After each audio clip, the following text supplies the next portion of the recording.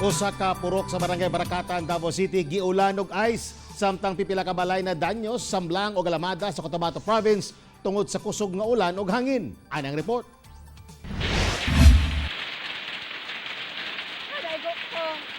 Gikakurat sa mga residente sa Purok 2, Barangay Baracatan, Turil, District, Davao City.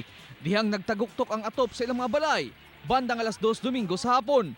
Sa ilang paggawa sa aron sutaon, nag-ulan na dayon og ice. Sumala sa pag-asa, nakasinati og kusog nga updraft o ang pagsaka sa init nga hangin sa atmosphere. Hinungdan, miulan og ice. For the past few days na ay init nga temperatura nga nasinati ang Davao. So tungod sa kainit sa panahon, mauto siya ang naka-trigger nganong naay stronger na updrafts nga ato nga panahon. Mauto nga nakasinati ang Toril District, Davao City og stronger updrafts which leads pod sa formation of hail.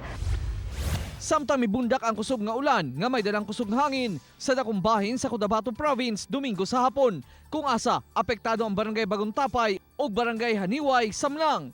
Tungod sa kusog sa hangin, nangalangkat ang mga atop sa pipila ka balay o gipanglupad o pipila ka metros. Sagad sa mga balay, gama sa light materials, labi na ang mga atop hinungdan dali kining napalid. Sa barangay Dado sa Alamada, gawa sa mga atop sa mga kabalayan nga nalangkat, gipang tumba usab sa kusog nga hangin ang mga punuan sa saging ug pipila ka punuan sa dagkong kahoy. Ginasuta pa sa Provincial Disaster Risk Reduction and Management Office ang danyos resulta sa pagdaot sa panahon.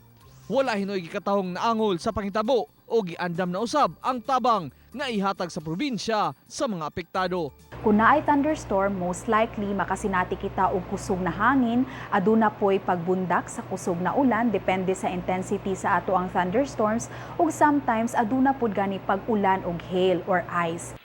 Ako, si Real Soroche para sa One Mindanao.